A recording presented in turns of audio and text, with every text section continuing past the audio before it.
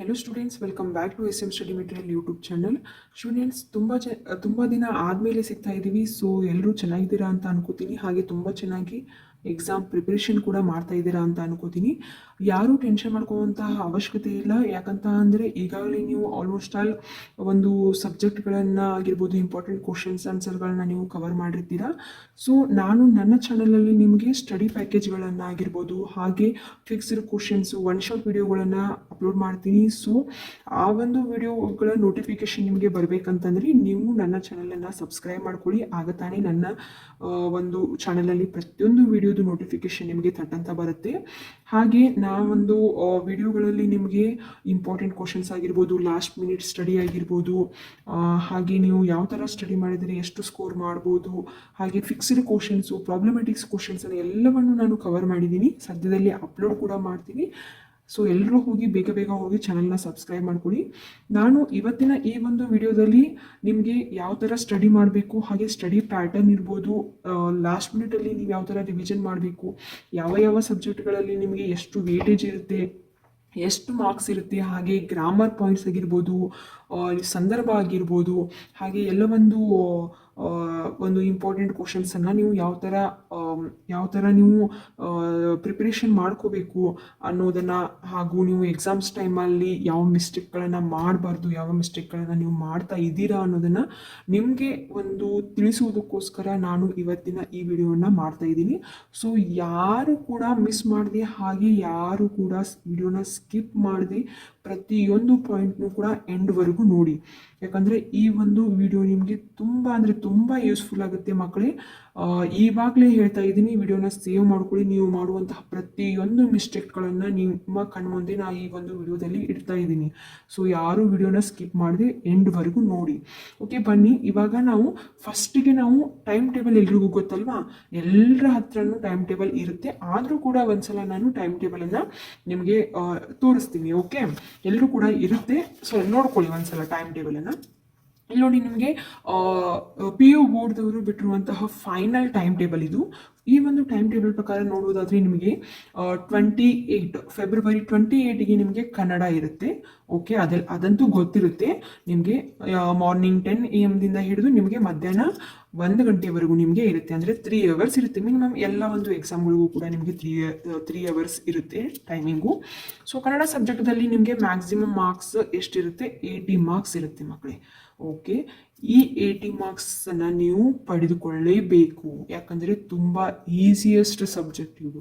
ಈ ಒಂದು ಲ್ಯಾಂಗ್ವೇಜ್ ಸಬ್ಜೆಕ್ಟ್ಗಳು ಏನಿದೆ, ಇಲ್ಲಿ ನೀವು ಔಟ್ ಆಫ್ ಔಟ್ ಪಡ್ಕೊಂಡ್ರೆ ಮಾತ್ರ ನಿಮಗೆ ಉಳಿದೆಲ್ಲ ಸಬ್ಜೆಕ್ಟ್ಗಳನ್ನು ನೀವು ಮಿಂಗಲ್ ಮಾಡಿ ಕೌಂಟ್ ಮಾಡಿದಾಗ ನಿಮಗೆ ಹೆಚ್ಚಿಗೆ ಸ್ಕೋರ್ ಆಗುವಂತಹ ಚಾನ್ಸಸ್ ಇರುತ್ತೆ. ಹಾಗೆ ಈಸಿಯೆಸ್ಟ್ ಸಬ್ಜೆಕ್ಟ್ ಕೂಡ ಆಗಿರುತ್ತೆ ಈ ಎರಡು ಲ್ಯಾಂಗ್ವೇಜ್ ಸಬ್ಜೆಕ್ಟು. ಇದರಲ್ಲಿ ನೀವು ಅತಿ ಸುಲಭವಾಗಿ ಮಕ್ಕಳೇ ನೀವು ಔಟ್ ಆಫ್ ಔಟ್ ಮಾರ್ಕ್ಸನ್ನು ಪಡ್ಕೋಬಹುದು. ವಿಡಿಯೋ ಕ್ಲಾರಿಟಿ ಚೆನ್ನಾಗಿಲ್ಲ ಅಂದರೆ ಸಾರಿ, ಏನು ಅನ್ಕೋಬೇಡಿ. ಓಕೆ, ಇವೆರಡು ಲ್ಯಾಂಗ್ವೇಜ್ ಸಬ್ಜೆಕ್ಟನ್ನು ನೀವು ಕವರ್ ಮಾಡಿದ್ರೆ ನಿಮಗೆ ತುಂಬ ಸ್ಕೋರ್ ಮಾಡುವಂತಹ ಅವಕಾಶ ಇರುತ್ತೆ ಮಕ್ಕಳೇ. ಓಕೆ, 28ಗೆ ಕನ್ನಡ ಇದೆ ಫಸ್ಟ್ ಎಕ್ಸಾಮು. ನೆಕ್ಸ್ಟ್ ಮಾರ್ಚ್ 3ಗೆ ನಿಮಗೆ ಇಂಗ್ಲೀಷ್ ಇರುತ್ತೆ, ಅಂದರೆ ಸೆಕೆಂಡ್ ಎಕ್ಸಾಮ್. ಅದು ಕೂಡ ಮಾರ್ನಿಂಗ್ 10 ಗಂಟೆಯಿಂದ 1 ಗಂಟೆವರೆಗೆ ಇರುತ್ತೆ. ಅದು ಕೂಡ 3 ಅವರ್ಸ್ ಇರುತ್ತೆ. ಇಂಗ್ಲೀಷ್ ಎಕ್ಸಾಮ್ ಕೂಡ ನಿಮಗೆ 80 ಇರುತ್ತೆ. ಅಂದರೆ ಲ್ಯಾಂಗ್ವೇಜ್ ಸಬ್ಜೆಕ್ಟ್ ಎಲ್ಲ ನಿಮಗೆ 80 ಇರುತ್ತೆ. ಬಿಕಾಸ್ ಇದರಲ್ಲಿ ನಿಮಗೆ ಪ್ರಾಕ್ಟಿಕಲ್ ಇರೋದಿಲ್ಲಲ್ವಾ, ಸೊ ಅದಕ್ಕೆ ನಿಮಗೆ ಇರುತ್ತೆ. ಉಳಿದಂತಹ PCMB ಸಬ್ಜೆಕ್ಟ್ ಏನಿರುತ್ತೆ, ಪ್ರಾಕ್ಟಿಕಲ್ ಇರುವಂತಹ ಫಿಸಿಕ್ಸ್ ಆಗಿರ್ಬೋದು, ಕೆಮಿಸ್ಟ್ರಿ ಆಗಿರ್ಬೋದು, ಬಯಾಲಜಿ ಆಗಿರ್ಬೋದು, ಇವೆಲ್ಲವೂ ನಿಮಗೆ 70 ಔಟ್ ಆಫ್ 70 ಇರುತ್ತೆ. ಮ್ಯಾಥಮೆಟಿಕ್ಸ್ ಸಬ್ಜೆಕ್ಟ್ ಏನಿರುತ್ತೆ ನಿಮಗೆ, ಅದು ಕೂಡ 80 ಮಾರ್ಕ್ಸಿಗೆ ಇರುತ್ತೆ. ಓಕೆ, ಇವಾಗ ಮಾರ್ಚ್ 3ನೇ ತಾರೀಕು ನಿಮಗೆ ಇಂಗ್ಲೀಷ್ ಇರುತ್ತೆ ಅಲ್ವಾ.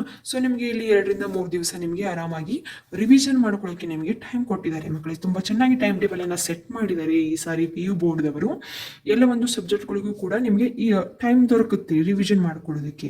ಇಲ್ಲಿ ನೋಡಿ, ನೆಕ್ಸ್ಟ್ ನಿಮಗೆ 6ನೇ ತಾರೀಕು ಏನಿದೆ ಫಿಸಿಕ್ಸ್ ಎಕ್ಸಾಮ್ ಇರುತ್ತೆ. ಓಕೆ, ಅದು ಕೂಡ ಮ್ಯಾಕ್ಸಿಮಮ್ ಮಾರ್ಕ್ಸು 70 ಇರುತ್ತೆ. ಅದು ಕೂಡ 3 ಅವರ್ಸ್ ನಿಮಗೆ. ನೆಕ್ಸ್ಟು 9ನೇ ತಾರೀಕು ಕೆಮಿಸ್ಟ್ರಿ ಇರುತ್ತೆ. ಅದು ಕೂಡ 70 ಮಾರ್ಕ್ಸ್ ಇರುತ್ತೆ. ಓಕೆ, ನೆಕ್ಸ್ಟ್ 14ನೇ ತಾರೀಕು ನಿಮಗೆ ಮ್ಯಾಥಮೆಟಿಕ್ಸ್ ಇರುತ್ತೆ, 3 ಅವರ್ಸು. ಅದು ಮ್ಯಾಥಮೆಟಿಕ್ಸ್ ನಿಮಗೆ 80 ಮಾರ್ಕ್ಸ್ಗೆ ಇರುತ್ತೆ. ಓಕೆ, ನೆಕ್ಸ್ಟು 16ನೇ ತಾರೀಕು ಏನಿರುತ್ತೆ ನಿಮಗೆ ಬಯಾಲಜಿ ಇರುತ್ತೆ. ಅದು ಕೂಡ ಬೆಳಿಗ್ಗೆ 10 ಗಂಟೆಯಿಂದ 1 ಗಂಟೆವರೆಗೂ ಇರುತ್ತೆ. 3 ಅವರ್ಸು 70 ಮಾರ್ಕ್ಸಿಗೆ ಇರುತ್ತೆ ಮಕ್ಕಳೇ. ಓಕೆ, ಇದಿಷ್ಟು ನಮ್ಮ ಪಿ ಯು ಬೋರ್ಡ್ ದವರು ಬಿಟ್ಟಂತಹ ಟೈಮ್ ಟೇಬಲು. ಇದೇ ಫೈನಲ್ ಟೈಮ್ ಟೇಬಲ್ ಮಕ್ಕಳಿಗೆ. ಇನ್ನು ಯಾವುದೇ ರೀತಿಯಾದಂತಹ ಚೇಂಜಸ್ ಕೂಡ ಆಗೋದಿಲ್ಲ. ಇದೇ ಒಂದು ಟೈಮ್ ಟೇಬಲ್ ಪ್ರಕಾರ ನೀವು ಸ್ಟಡಿ ಮಾಡಬೇಕಾಗುತ್ತೆ. ಎಲ್ಲರ ಹತ್ರನೂ ಈ ಟೈಮ್ ಟೇಬಲ್ ಇದ್ದೇ ಇರುತ್ತೆ. ಸೊ ಈ ಟೈಮ್ ಟೇಬಲ್ ಪ್ರಕಾರ ನಿಮ್ಮ ಟೈಮನ್ನು ಸೆಟ್ ಮಾಡ್ಕೊಳ್ಳಿ. ನಿಮ್ಮದೇ ಆದಂತಹ ಹೊಸ ಒಂದು ಸ್ಟಡಿ ಟೈಮ್ ಟೇಬಲನ್ನು ಈ ಟೈಮ್ ಟೇಬಲ್ ಪ್ರಕಾರ ನೀವು ಬರ್ಕೊಳ್ಳಿ. ಇಷ್ಟೊತ್ತಿಗೆ ನಾನು ಈ ಒಂದು ಸಬ್ಜೆಕ್ಟನ್ನು ಕವರ್ ಮಾಡಬೇಕು, ಇಷ್ಟೊಂದು ಟೈಮ್ ಒಳಗೆ ನಾನು ಅದನ್ನು ಮುಗಿಸ್ಬಿಡಬೇಕು ಅನ್ನೋದನ್ನು ನೀವು ಮಾಡ್ಕೊಂಡ್ಬಿಟ್ರೆ ನಿಮಗೆ ಸ್ಟಡಿ ಮಾಡೋದಕ್ಕೆ ನಿಮಗೆ ತುಂಬ ಈಸಿ ಆಗುತ್ತೆ. ಓಕೆ, ಇವಾಗ ನೋಡಿ, ನಾನು ಈ ಒಂದು ವಿಡಿಯೋದಲ್ಲಿ ನಿಮಗೆ ಕನ್ನಡ ಹಾಗೂ ಫಸ್ಟ್ ಇರುವಂತಹ 2 ಲ್ಯಾಂಗ್ವೇಜಸ್ ಸಬ್ಜೆಕ್ಟ್ ಏನಿರುತ್ತೆ, ಇವತ್ತಿನ ಈ ಒಂದು ವಿಡಿಯೋದಲ್ಲಿ ನಾನು ಫಸ್ಟ್ ಇರುವಂತಹ ಲ್ಯಾಂಗ್ವೇಜಸ್ ಸಬ್ಜೆಕ್ಟ್ ಅಂದರೆ ಕನ್ನಡ ಇರುತ್ತೆ, ಸೊ ಇಂಗ್ಲೀಷ್ ಇರುತ್ತಲ್ವಾ, ಈ ಒಂದು 2 ಲ್ಯಾಂಗ್ವೇಜಸ್ ಸಬ್ಜೆಕ್ಟಲ್ಲಿ ನಿಮಗೆ ಬ್ಲೂ ಪ್ರಿಂಟನ್ನು ಈ ಒಂದು ವಿಡಿಯೋದಲ್ಲಿ ನಾನು ಹೇಳ್ಕೊಡ್ತೀನಿ. ಬ್ಲೂ ಪ್ರಿಂಟ್ ಆಗಿರ್ಬೋದು, ಆಮೇಲೆ ಮಾರ್ಕ್ಸ್ ಆಗಿರ್ಬೋದು, ಯಾವ ಥರ ನೀವು ಸ್ಕೋರ್ ಮಾಡಬೇಕು 80/80 ಅನ್ನೋದನ್ನು ಇವತ್ತಿನ ಈ ವಿಡಿಯೋದಲ್ಲಿ ಹೇಳ್ತೀನಿ. ಸೊ ಇವತ್ತಿನ ಒಂದು ಡೇಟ್ ಬಂದುಬಿಟ್ಟು ನಿಮಗೆ 25 ಮಕ್ಕಳಿಗೆ. ಈ 25ದಲ್ಲಿ 25ದಿಂದ 28ವರೆಗೂ ನಿಮಗೆ 2 ಡೇಸ್ ಸಿಗುತ್ತೆ ಮಕ್ಕಳಿಗೆ. ಅಂದರೆ 25 ಇವತ್ತು ಕೂಡ ಸ್ಟಡಿ ಮಾಡಿದ್ರು ಕೂಡ ನಿಮಗೆ ಒಂದು 2 to 3 ಡೇಸ್ ನಿಮಗೆ ಕನ್ನಡ ಓದೋದಕ್ಕೆ ಟೈಮ್ ಸಿಗುತ್ತೆ. ಈಗಾಗಲೇ ಕನ್ನಡನ ನೀವು ಕವರ್ ಮಾಡಿರ್ತೀರಾ. ಸೊ ಕನ್ನಡ ಸಬ್ಜೆಕ್ಟಲ್ಲಿ ನೀವು ಸ್ಕೋರ್ ಮಾಡಬೇಕಂತಂದರೆ ಈ ಒಂದು ಪ್ಯಾಟರ್ನನ್ನು ನೀವು ನೆನಪಲ್ಲಿ ಇಟ್ಕೊಳ್ಳಿ. ಈ ಒಂದು ಪ್ಯಾಟರ್ನ್ ಪ್ರಕಾರ ನೀವು ಸ್ಟಡಿ ಮಾಡಿದ್ದೇ ಆದರೆ ಈ 80/80 ನೀವು ತುಂಬ ಈಸಿಯಾಗಿ ನಿಮ್ಮ ಜೇಬಲ್ಲಿ ಇಟ್ಕೋಬೋದು. ಹೌದಲ್ವಾ? ತುಂಬ ಈಸಿಯಾಗಿ ನೀವು 80/80 ಪಡ್ಕೋಬೋದು. ಇವಾಗ ನೋಡಿ, ಕನ್ನಡ ಸಬ್ಜೆಕ್ಟಲ್ಲಿ ನಿಮಗೆ ಯಾವ ಥರ ಪ್ರಶ್ನೆ ಕೇಳ್ತಾರೆ? 2 ಅಂಕದ ಪ್ರಶ್ನೆ ಇರುತ್ತೆ, ಹಾಗೆ 3 ಅಂಕದ ಪ್ರಶ್ನೆ ಇರುತ್ತೆ. 3 ಅಂಕದ ಪ್ರಶ್ನೆಗಳಿಗೆ ನೀವು ಸಂದರ್ಭವನ್ನು ಕೇಳ್ಬೋದು. ಅದು ಪದ್ಯದಿಂದನೂ ಕೇಳ್ಬೋದು, ಗದ್ಯ ಭಾಗದಿಂದನೂ ಕೇಳ್ಬೋದು, ಅಥವಾ ದೀರ್ಘ ಗದ್ಯದಿಂದನೂ ಕೇಳ್ಬೋದು. ಸಂದರ್ಭ ಸಾರಸ್ಯನ ಕೇಳ್ತಾರೆ. ಓಕೆ, ಸಂದರ್ಭವನ್ನು ನೀವು ಯಾವ ಥರ ಬರಿಬೇಕು? 3 ಅಂಕದ ಪ್ರಶ್ನೆಗಳಿಗೆ ಖಂಡಿತವಾಗಿಯೂ ನಿಮಗೆ ಸಂದರ್ಭ ಸಹಿತ ವಿವರಿಸಿ ಕೇಳ್ತಾರೆ. ಓಕೆ, ಈ 3 ಅಂಕದ ಪ್ರಶ್ನೆಗಳನ್ನು ನೀವು ಪಡ್ಕೋಬೇಕಂತಂದರೆ ಮೊದಲು ಸಂದರ್ಭವನ್ನು ಕರೆಕ್ಟಾಗಿ ಬರೆಯೋದಕ್ಕೆ ಕಲ್ಕೊಳ್ಳಿ. ಕರೆಕ್ಟಾಗಿ ಯಾವ ಥರ ಬರಿಬೇಕು, ಯಾವ ಥರ ಮಾರ್ಕ್ಸ್ ಬರುತ್ತೆ ಬರೆದ್ರೆ ಅಂದರೆ ನೋಡಿ, ಸಂದರ್ಭವನ್ನು ನೀವು ಬರಿಬೇಕಂದ್ರೆ ಮೊದಲು ಪ್ರಸ್ತುತ ಅಂದರೆ ಇವಷ್ಟು ಪಾಯಿಂಟ್ಸ್ಗಳನ್ನು ನೀವು ಸಂದರ್ಭ ಸಹಿತ ವಿವರಿಸಿದಲ್ಲಿ ನೀವು ಇವಷ್ಟು ಪಾಯಿಂಟ್ಸ್ಗಳನ್ನು ನೀವು ಆ್ಯಡ್ ಮಾಡಬೇಕು. ಮೊದಲಿಗೆ ಪ್ರಸ್ತುತ ಅಂದರೆ ಆಯ್ಕೆ. ಈಗ ಕೊಟ್ಟಂತಹ ವಾಕ್ಯವು ಯಾವ ಗದ್ಯ ಭಾಗದಿಂದ ಅಥವಾ ಪದ್ಯ ಭಾಗದಿಂದ ಆಯ್ಕೆ ಮಾಡಿಕೊಂಡಿದ್ದಾರೆ, ಯಾವ ಕವಿಯು ಅದನ್ನು ಬರೆದಿದ್ದಾರೆ ಅನ್ನೋದನ್ನು ನೀವು ಆಯ್ಕೆಯ ಒಂದು ಕ್ರಿಯೆಯಲ್ಲಿ ಅಂದರೆ ಆಯ್ಕೆ ಅಂತಲೂ ಹಾಕ್ಬೋದು ಅಥವಾ ಪ್ರಸ್ತುತ ಅಂತಲೂ ಹಾಕ್ಬೋದು. ಈ ಒಂದು ಪಾಯಿಂಟಲ್ಲಿ ನೀವು ಮೆನ್ಷನ್ ಮಾಡಬೇಕಾಗತ್ತೆ. ಹಾಗೆ ಸಂದರ್ಭ, ಆ ಒಂದು ಪ್ರಸ್ತುತ ವಾಕ್ಯವು ಯಾವ ಸಂದರ್ಭದಲ್ಲಿ ಮೂಡಿ ಬಂದಿದೆ ಅನ್ನೋದನ್ನು ಆ ಸಂದರ್ಭದಲ್ಲಿ ನೀವು ಹೇಳಬೇಕು. ಅದರ ಜೊತೆಗೆ ವಿವರಣೆಯನ್ನು ಕೊಡಬೇಕು. ನಂತರ ಲಾಸ್ಟ್ಗೆ ನೀವು ಸ್ವಾರಸ್ಯವನ್ನು ಬರಿಬೇಕು ಮಕ್ಕಳಿಗೆ. ಯಾವುದೇ ಒಂದು ಸಂದರ್ಭ ಸಹಿತ ವಿವರಿಸಿ ಅಂತ ಕೇಳಿದರೆ ಇವು 4 ಪಾಯಿಂಟ್ಗಳನ್ನು ನೀವು ಬರೆದ್ರೆ ನಿಮಗೆ 3/3 ಮಾರ್ಕ್ಸ್ ಬರುತ್ತೆ. ಓಕೆ, 3ಕ್ಕೆ 3 ಅಂಕಗಳನ್ನು ನೀವು ಈ ಒಂದು ಸಂದರ್ಭ ಸಹಿತ ವಿವರಿಸಿದಲ್ಲಿ ನೀವು ಪಡ್ಕೋಬಹುದು. ಹಾಗೆ ನೆಕ್ಸ್ಟು 4 ಅಂಕದ ಪ್ರಶ್ನೆಗಳಿರುತ್ತೆ. ಅದಾದ ನಂತರ ಹೊಂದಿಸಿ ಬರೆಯಿರಿ ಇರುತ್ತೆ. ಹೊಂದಿಸಿ ಬರೆಯಿರಿ ನಿಮಗೆ ಮೋಸ್ಟ್ ಆಫ್ ದ ಟೈಮ್ ನಿಮಗೆ ಪದ್ಯಭಾಗದಿಂದನೇ ಕೇಳ್ಬೋದು, ಅಥವಾ ಕವಿ ಪರಿಚಯ ಕೇಳ್ಬೋದು.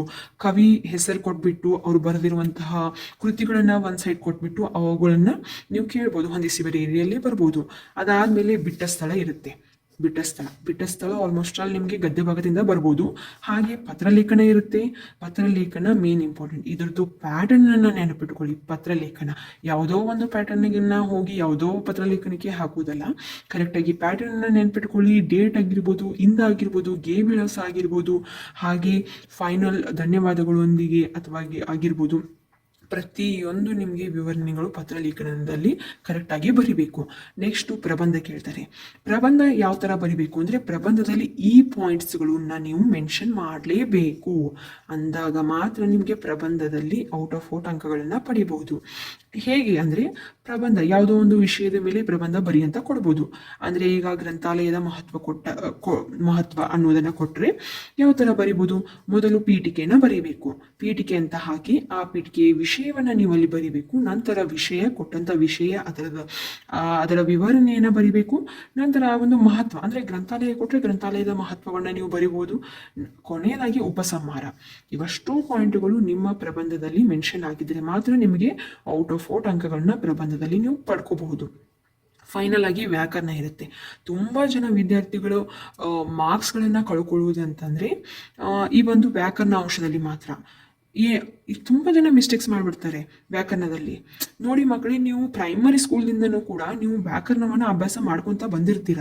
ಓಕೆ, ಇಲ್ಲಿ ಸ್ವಲ್ಪ ಗಮನ ಕೊಟ್ಟು ನೋಡಬೇಕು. ಯಾವ ಥರ ಅಂದರೆ ಅವ್ರು ಕೊಟ್ಟಂತಹ ಸಮಾನಾರ್ಥಕ ಆಗಿರ್ಬೋದು, ವಿಭಕ್ತಿ ಪ್ರತ್ಯಯಗಳನ್ನ ಆಗಿರ್ಬೋದು, ತತ್ಸಮ ತದ್ಭವ, ಸ್ವಂತ ವಾಕ್ಯ, ಅನ್ಯದೇಶೀಯ ಪದ, ಕ್ರಿಯಾಪದ, ಗುಣವಾಚಕ, ನಿಷೇಧಾರ್ಥಕ ಹಾಗೂ ಕಾಲಗಳು ಆಗಿರ್ಬೋದು, ಧಾತು ರೂಪ ಆಗಿರ್ಬೋದು, ಇವೆಲ್ಲವನ್ನ ನೀವು ಪ್ರಶ್ನೆಗಳಿಗೆ ಉತ್ತರಿಸಬೇಕಾಗುತ್ತದೆ. ಸೊ ವ್ಯಾಕರಣವನ್ನು ತುಂಬ ಜನ ಮಾರ್ಕ್ಸ್ ಕಳ್ಕೊಬೇಡಿ. ವ್ಯಾಕರಣದಲ್ಲಿ ತುಂಬ ಈಸಿ ಇರುತ್ತೆ, ಸ್ವಲ್ಪ ಅಭ್ಯಾಸ ಮಾಡಿ. ಈಗಾಗಲೇ ಅಭ್ಯಾಸ ಮಾಡಿದರೆ ತುಂಬ ಒಳ್ಳೆಯದು, ಬಟ್ ಲಾಸ್ಟ್ ಮಿನಿಟ್ದಲ್ಲಿ ಸ್ವಲ್ಪ ಕಷ್ಟ ಆಗುತ್ತೆ. ಆದರೂ ಕೂಡ ಅಭ್ಯಾಸ ಮಾಡಿಲ್ಲ ಅಂದರೆ ಮೊದಲಿಗೆ ಎಷ್ಟು ಪಾಯಿಂಟ್ಸ್ಗಳು ಏನಿವೆ ವ್ಯಾಕರಣದಲ್ಲಿ ಇವುಗಳನ್ನು ನೋಡ್ಕೊಳ್ಳಿ ಮಕ್ಕಳೇ. ಇವಾಗ ಲಾಸ್ಟ್ ಮಿನಿಟ್ದಲ್ಲಿ ಅಭ್ಯಾಸ ಮಾಡ್ತೀನಿ ಅಂತ ಅಂದರೆ ನಿಮಗೆ ಒಂದು ಟಿಪ್ಸ್ ಹೇಳೋದಾದರೆ, ನಾನು ಕಳೆದ ಒಂದು 3-4 ವರ್ಷದ ಕ್ವಶನ್ ಪೇಪರ್ಸಲ್ಲಿ ಬಂದಿರುವಂತಹ ವ್ಯಾಕರಣ ಅಂಶಗಳನ್ನು ನೋಡ್ಕೊಳ್ಳಿ. ಮೇ ಬಿ ರಿಪೀಟ್ಸ್ ಆದರೂ ಆಗಿರಬಹುದು, ನಿಮಗೆ ತುಂಬ ಈಸಿ ಆಗುತ್ತೆ. ಓಕೆ, ಕನ್ನಡ ಸಬ್ಜೆಕ್ಟಲ್ಲಿ ಇದಷ್ಟು ಪ್ಯಾಟರ್ನನ್ನು ನೀವು ಈ ಪ್ಯಾಟರ್ನ್ ಪ್ರಕಾರ ನೀವು ಅಭ್ಯಾಸ ಮಾಡಿದ್ದಾದರೆ ನೀವು 80 ಔಟ್ ಆಫ್ 80 ನೀವು ಪಡ್ಕೋಬಹುದು ಮಕ್ಕಳೇ. Okay, next English exam. English exam ಯಾವಾಗಿದೆ? ಇಂಗ್ಲೀಷ್ ಎಕ್ಸಾಮು ಮಾರ್ಚ್ 3ನೇ ತಾರೀಕಿದೆ.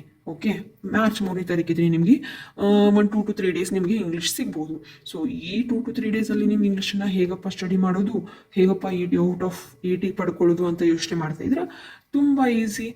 ನೋಡಿ, ನಾನೊಂದು ಪ್ಯಾಟರ್ನ್ ಕೊಟ್ಟಿದ್ದೀನಿ, ಆ ಪ್ಯಾಟರ್ನ್ ಪ್ರಕಾರ ಸ್ಟಡಿ ಮಾಡಿದರೆ ಆಯಿತು. 80 ಔಟ್ ಆಫ್ 80 ನಿಮ್ಮ ಕೈಯಲ್ಲಿ ಇರುತ್ತೆ ಅಷ್ಟೇ. ಯಾವ ಥರ ಸ್ಟಡಿ ಮಾಡಬೇಕು, ಇಂಗ್ಲೀಷ್ ಸಬ್ಜೆಕ್ಟಿನ ಔಟ್ ಆಫ್ 4 ಪಡ್ಕೋಬೇಕಂತಂದರೆ ನೋಡಿ, ನಿಮ್ಮ ಮೊದಲು ಪ್ಯಾಟರ್ನನ್ನು ಅರ್ಥ ಮಾಡ್ಕೊಳ್ಳಿ. ಇಂಗ್ಲೀಷ್ ಸಬ್ಜೆಕ್ಟಲ್ಲಿ ಹೇಗೆ ಅಂದರೆ 1 ಮಾರ್ಕ್ಸ್ ಅಂದರೆ ಪಾರ್ಟ್ ಎದಲ್ಲಿ ನಿಮಗೆ 1 ಮಾರ್ಕ್ಸ್ ಇರುತ್ತೆ, 10 ಕ್ವಶನ್ಸ್ ಇರುತ್ತೆ. ಆ 10 ಔಟ್ ಆಫ್ 10 ನೀವು ಅಲ್ಲಿ ಬರೀಲೇಬೇಕು. ನೆಕ್ಸ್ಟು 2 ಮಾರ್ಕ್ಸ್ ಕ್ವಶನ್, ಪಾರ್ಟ್ ಬಿದಲ್ಲಿ 2 ಮಾರ್ಕ್ಸ್ ಕ್ವಶನ್ ಬರುತ್ತೆ, ಅದರಲ್ಲಿ 4 ಕ್ವಶನ್ಸ್ ಕೊಟ್ಟಿರ್ತಾರೆ, 3 ಕ್ವಶನ್ಸನ್ನು ನೀವು ಅಲ್ಲಿ ಬರೀಬೇಕು. ಹಾಗೆ ಪಾರ್ಟ್ ಬಿದಲ್ಲಿ ನಿಮಗೆ 3 ಮಾರ್ಕ್ಸ್ ಕ್ವಶನ್ಸ್ ಇರುತ್ತೆ, 3 ಮಾರ್ಕ್ಸ್ ಕ್ವಶನ್ಸು ಕೂಡ 6 ಕ್ವಶನ್ಸ್ ಕೊಟ್ಟಿರ್ತಾರೆ, 4 ನೀವು ಬರಿಬೇಕು. 4 ಮಾರ್ಕ್ ಕ್ವಶನ್ಸಲ್ಲಿ 6 ಕ್ವಶನ್ಸನ್ನು ಕೊಟ್ಟಿರ್ತಾರೆ, 3 ಬರಿಬೇಕು ನೀವು. ಓಕೆ, ಇವೆಲ್ಲವೂ ಕೂಡ ಪಾರ್ಟ್ ಬಿದಲ್ಲಿ ಬರುತ್ತೆ. ಹಾಗೆ ಪಾರ್ಟ್ ಸಿದಲ್ಲಿ ನಿಮಗೆ ಗ್ರಾಮರ್ ಪಾಯಿಂಟ್ಸ್ ಬರುತ್ತೆ.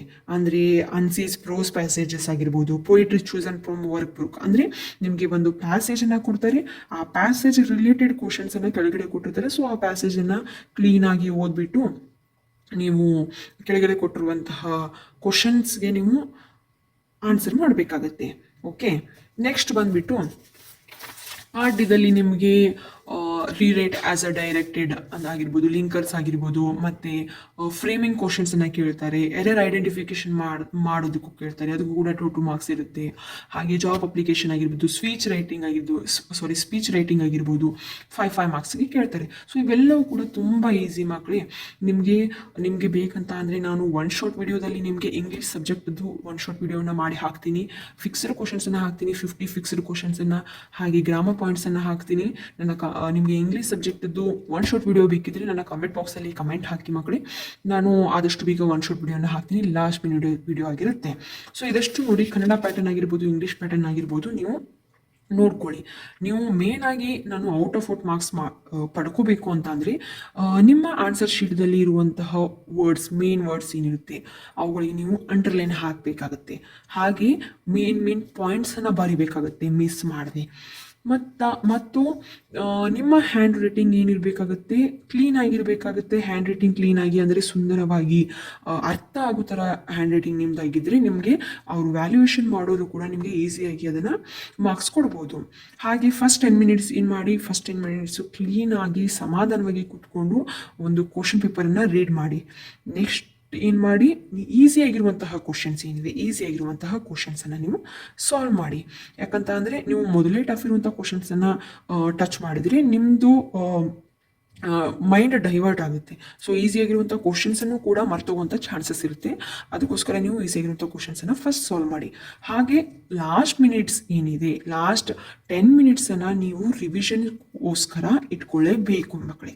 ಈ 10 ಮಿನಿಟ್ಸ್ ಯಾಕಂತ ಅಂದರೆ ಎಲ್ಲಾದರೂ ತಪ್ಪಾಗಿದೆಯಾ, ಯಾವುದಾದ್ರೂ ಕ್ವಶನ್ಗೆ ನಂಬರ್ ಹಾಕಿಲ್ವಾ, ಅಥವಾ ಯಾವುದಾದ್ರೂ ಕ್ವಶನನ್ನು ಗೊತ್ತಿದ್ರೂ ಕ್ವಶನನ್ನು ಟಚ್ ಮಾಡದೆ ಬಿಟ್ಟಿದ್ದೀವಾ ಅನ್ನುವಂಥ ಇಡೀ ಪೇಪರನ್ನು ನೀವಿಲ್ಲಿ ಓನ್ ಸೆಲ್ಫ್ ರಿವ್ಯಾಲ್ಯೂಯೇಷನ್ ಮಾಡ್ಕೋಬೇಕಾಗತ್ತೆ ಈ ಒಂದು ಲಾಸ್ಟ್ 10 ಮಿನಿಟ್ಸ್ದಲ್ಲಿ. ಓಕೆ, ಯಾರು ಕೂಡ ಮಿಸ್ ಮಾಡಬೇಡಿ. ಈ ಒಂದು ಪಾಯಿಂಟ್ಸ್ಗಳನ್ನು ಗಮನದಲ್ಲಿ ಇಟ್ಕೊಂಡು ನೀವು ಎಕ್ಸಾಮ್ಗೆ ಹೋಗಿ ಮಕ್ಕಳೇ. ಹಾಗೆ ಇದ್ರ ಜೊತೆಗೆ ನಿಮಗೆ ಲಾಸ್ಟ್ ಮಿನಿಟ್ ಪ್ರಿಪ್ರೇಷನ್ ಟಿಪ್ಸನ್ನು ಕೂಡ ನಾನು ಈ ಒಂದು ವಿಡಿಯೋದಲ್ಲಿ ಹೇಳ್ತಾ ಇದ್ದೀನಿ. ಫಸ್ಟ್ ಏನು ಮಾಡಿ, ಇಂಪಾರ್ಟೆಂಟ್ ಕ್ವಶನ್ಸನ್ನು, ಇವಾಗ ನಾಳೆ ಎಕ್ಸಾಮ್ ಇದೆಯಾ, ಓಕೆ, ಈ ನೈಟ್ ಏನು ಮಾಡೋದು, ಫಸ್ಟ್ ಏನು ಮಾಡಿ ರಿವಿಷನ್ ಮಾಡ್ಕೊಳ್ಳಿ. ಇಂಪಾರ್ಟೆಂಟ್ ಕ್ವಶನ್ಸ್ ಅಷ್ಟನ್ನೇ ರಿವಿಷನ್ ಮಾಡ್ಕೊಳ್ಳಿ. ಹಾಗೆ ನ್ಯೂ ಚಾಪ್ಟರ್ನ ಯಾವುದೇ ಕಾರಣಕ್ಕೂ ಎಕ್ಸಾಮ್ ಹಿಂದಿನ ದಿನ ನ್ಯೂ ಚಾಪ್ಟರ್ನ ಹಿಡಿಯೋದಕ್ಕೆ ಹೋಗಬೇಡಿ. ಯಾಕಂತ ಅಂದರೆ ನ್ಯೂ ಚಾಪ್ಟರ್ ಹಿಡಿದ್ರೂ ಕೂಡ ನಿಮಗೆ ಉಪಯೋಗ ಇಲ್ಲ, ಅದು ನೆಕ್ಸ್ಟ್ ಎಕ್ಸಾಮ್ದಲ್ಲಿ ನಿಮಗೆ ನೆನಪಿಗೆ ಬರಲ್ಲ. ಸೊ ನ್ಯೂ ಚಾಪ್ಟರ್ನ ಯಾವುದು ಹಿಡಿಯೋದಕ್ಕೆ ಹೋಗಬೇಡಿ. ನೀವು ಓದಿರುವಂಥ ಚಾಪ್ಟರ್ಸ್ಗಳನ್ನೇ, ಪರ್ಫೆಕ್ಟ್ ಆಗಿರುವಂಥ ಚಾಪ್ಟರ್ಸ್ಗಳನ್ನೇ ಇನ್ನೊಮ್ಮೆ ರಿವಿಷನ್ ಮಾಡ್ಕೊಳ್ಳಿ. ಹಾಗೆ ನಿಮಗೆ ಯಾವುದಾದ್ರೂ ಟಫ್ ಅನಿಸ್ತಾ ಇದೆಯಾ, ಕ್ವಶನ್ ಆಗಿರ್ಬೋದು, ಆನ್ಸರ್ಸನ್ನು ಪ್ರಾಕ್ಟೀಸ್ ಮಾಡಿ. ಅದನ್ನು 1-2-3 ಸಲ ಬರೆದು ತೆಗೆದುಬಿಡಿ. ಓದಿದಕ್ಕಿಂತ ಬರೆದಿರುವಂತಹ ಆನ್ಸರ್ ನಿಮಗೆ ಹೆಚ್ಚಾಗಿ ನೆನಪಲ್ಲಿರುತ್ತೆ. ಹಾಗೆ ಕಾಮನ್ ಮಿಸ್ಟೇಕ್ಸನ್ನು ನೀವು ಯಾವ ಥರ ಮಾಡ್ತೀರಾ ಅಂತಂದರೆ, ಸುಮ್ಮನೆ ಏನೇನೋ ಬರ್ಕೊತ ಹೋಗೋದು. ಅಂದರೆ ಮೇನ್ ಆಗಿ ಕನ್ನಡ ಎಕ್ಸಾಮ್ದಲ್ಲಿ ಆಗುತ್ತೆ, ಕನ್ನಡ ಇಂಗ್ಲೀಷ್ ಎರಡರಲ್ಲೂ ಕೂಡ ಇದು ಮೇನ್ ಆಗಿ ಆಗುತ್ತೆ. ಸುಮ್ಮನೆ ಅದು ಗೊತ್ತಿರಲ್ಲ, ಏನೇನೋ ಇಂಗ್ಲೀಷ್ ಬಿಡೋದು ಆ ಎಕ್ಸಾಮ್ದಲ್ಲಿ. ಆ ಥರ ಮಾಡೋದಕ್ಕೆ ಹೋಗಬೇಡಿ. ಯಾಕಂದರೆ ಅದು ದೊಡ್ಡ ಮಿಸ್ಟೇಕು. ನೀವು ಅನ್ಕೋತಿರ್ಬೋದು, ಈ ಥರ ನಾನು ಲಾಂಗ್ ಆನ್ಸರ್ನ ಬರೆದ್ಬಿಟ್ರೆ ನಂಗೆ ತುಂಬ ಮಾರ್ಕ್ಸ್ ಕೊಟ್ಬಿಡ್ತಾರೆ ಅಂತ. ಅವರೇನು ವ್ಯಾಲ್ಯೂಯೇಷನ್ ಮಾಡೋರೆಲ್ಲ ದಡ್ಡರಾಗಿರಲ್ಲ. ಸೊ ಕರೆಕ್ಟ್ ಆಗಿರುವಂಥ ಆನ್ಸರ್ನ ಬರೆದ್ರೆ ಮಾತ್ರ ನಿಮಗೆ ಕರೆಕ್ಟಾಗಿ ನಿಮಗೆ 80/80 ಮಾರ್ಕ್ಸ್ ಸಿಗುತ್ತೆ. ಅದಕ್ಕೆ ಲಾಂಗ್ ಆನ್ಸರ್ಸ್ ಯಾವುದು ಅನ್ನೆಸೆಸರಿಯಾಗಿ ಬರೆಯೋದಕ್ಕೆ ಹೋಗಬೇಡಿ. ಹಾಗೆ ಗ್ರಾಮರ್ ಸೆಕ್ಷನನ್ನು ಇಗ್ನೋರ್ ಮಾಡೋದಕ್ಕೆ ಹೋಗಬೇಡಿ. ಹೆಚ್ಚಾಗಿ ಮಾರ್ಕ್ಸ್ ನಿಮಗೆ ಬರುವಂಥದ್ದು ಗ್ರಾಮರ್ ಸೆಕ್ಷನ್ದಿಂದ, ಹಾಗೆ ಮಾರ್ಕ್ಸ್ ಕಳ್ಕುವಂಥದ್ದು ಕೂಡ ಗ್ರಾಮರ್ ಸೆಕ್ಷನ್ದಿಂದಾನೇ. ಅದಕ್ಕೆ ಗ್ರಾಮರ್ ಸೆಕ್ಷನನ್ನು ನೀವು ಇಗ್ನೋರ್ ಮಾಡೋದಕ್ಕೆ ಹೋಗಬೇಡಿ. ಹಾಗೆ ಜಾಸ್ತಿಯಾಗಿ ಇಂಗ್ಲೀಷ್ ಸಬ್ಜೆಕ್ಟಲ್ಲಿ ಸ್ಪೆಲ್ಲಿಂಗ್ ಮಿಸ್ಟೇಕ್ಸ್ ಮಾಡ್ತೀರಾ ಮಕ್ಕಳೇ. ನಾವು ಕೂಡ ತುಂಬ ನೋಡಿದ್ದೀವಿ, ಸ್ಪೆಲ್ಲಿಂಗ್ ಮಿಸ್ಟೇಕ್ಸ್ ತುಂಬ ಆಗ್ತವೆ. ಸೊ ಸ್ಪೆಲ್ಲಿಂಗ್ ಮಿಸ್ಟೇಕ್ಸನ್ನು ಯಾರೂ ಮಾಡಬೇಡಿ. ಹಾಗೆ ಫಾರ್ಮ್ಯಾಟ್ಸ್ ಅಂದರೆ ಲೆಟರ್ ಫಾರ್ಮ್ಯಾಟ್ಸ್ ಬರೆಯುವಾಗ, ರಿಪೋರ್ಟ್ ಬರೆಯುವಾಗ ಆಗಿರ್ಬೋದು, ಆ ಒಂದು ಫಾರ್ಮ್ಯಾಟ್ಸನ್ನು ನೀವೆಲ್ಲ ಮರೆತು ಹೋಗ್ತೀರಾ. ಫಾರ್ಮ್ಯಾಟ್ಸನ್ನು ಯಾರೂ ಮರಿಬೇಡಿ. ಹಾಗೆ ಕ್ವಶನನ್ನು ಪ್ರಾಪರಾಗಿ ಕ್ವಶನನ್ನು ರೀಡ್ ಮಾಡಿ. ಅವ್ರು ಕೇಳಿರುವಂಥ ಕ್ವಶನೇ ಒಂದಾಗಿರುತ್ತೆ, ನೀವು ಬರೆದಿರುವಂಥ ಆನ್ಸರೇ ಒಂದಾಗಿರುತ್ತೆ. ಆ ಥರ ಮಾಡೋದಕ್ಕೆ ಹೋಗ್ಬಿಡಿ. ಪ್ರಾಪರಾಗಿ ಫಸ್ಟ್ ಕೂತ್ಬಿಟ್ಟು ಕ್ವಶನನ್ನು ರೀಡ್ ಮಾಡಿ. ಕ್ವಶನನ್ನು ರೀಡ್ ಮಾಡಿಕೊಂಡು ಅದನ್ನು ಅರ್ಥ ಮಾಡಿಕೊಂಡು ಆ ಕ್ವಶನ್ಗೆ ಕರೆಕ್ಟಾಗಿರುವಂಥ ಆನ್ಸರ್ನ ಬರೀರಿ. ಇದಷ್ಟು ಪಾಯಿಂಟ್ಸನ್ನು ನೀವು ನೆನಪಲ್ಲಿ ಇಟ್ಕೊಂಡು ನೀವು ಎಕ್ಸಾಮ್ ಬರೆದಿದ್ದೆ ಆದರೆ ನಾನು ಹೇಳ್ತೀನಿ ಮಕ್ಕಳೇ, ನಿಮಗೆ ಔಟ್ ಆಫ್ ಮಾರ್ಕ್ಸ್ ಬರೋದ್ರಲ್ಲಿ ಡೌಟೇ ಇಲ್ಲ. ಪಕ್ಕ ನೀವು ಔಟ್ ಆಫ್ ಮಾರ್ಕ್ಸ್ ತೆಗಿತೀರಾ. ಯಾರೂ ಹೆದರೋದಕ್ಕೆ ಹೋಗಬೇಡಿ. ಹಾಗೆ ಟೆನ್ಷನ್ ಮಾಡ್ಕೊಳ್ಳೋಕೆ ಹೋಗಬೇಡಿ. ತುಂಬ ಈಸಿಯಾಗಿ ಎಕ್ಸಾಮ್ ಹೋಗುತ್ತೆ. ಯಾರು ಕೂಡ ಹೇಗೆ ಬರೆಯೋದು ಎಕ್ಸಾಮ್ಸನ್ನು ಅಂತ ಅನ್ಕೊಳ್ಳೋಕೆ ಹೋಗಬೇಡಿ. ಯಾಕಂತಂದರೆ marks are important, but confidence is more important. So believe in your preparation. Okay, ನಿಮ್ಮ ಪ್ರಿಪ್ರೇಷನ್ ಮೇಲೆ ನಿಮಗೆ ಬಿಲೀವ್ ಇರಲಿ. ಹಾಗೆ ಲಾಸ್ಟ್ 2 ಡೇಸ್ ಏನಿರುತ್ತೆ, ಸ್ಮಾರ್ಟ್ ರಿವಿಷನ್ ಇರುತ್ತೆ. ಬಿಕಾಸ್ ಆ ಸ್ಮಾರ್ಟ್ ರಿವಿಷನ್ ನಿಮಗೆ ಫುಲ್ ಸಿಲೆಬಸ್ಸನ್ನು ಕವರ್ ಮಾಡ್ದಂಗೆ ಇರುತ್ತೆ. ಓಕೆ, ಸೊ ಎಲ್ರಿಗೂ ಈ ವಿಡಿಯೋ ಇಷ್ಟ ಆಗಿದ್ರೆ ಪ್ಲೀಸ್ ವಿಡಿಯೋನ ಲೈಕ್ ಮಾಡಿ, ಶೇರ್ ಮಾಡಿ, ಕಮೆಂಟ್ ಮಾಡಿ. ಹಾಗೆ ಚಾನೆಲ್ನ ಸಬ್ಸ್ಕ್ರೈಬ್ ಮಾಡ್ಕೊಳ್ಳೋದನ್ನು ಮಾತ್ರ ಮರಿಬೇಡಿ. ಥ್ಯಾಂಕ್ ಯು, ಧನ್ಯವಾದಗಳು.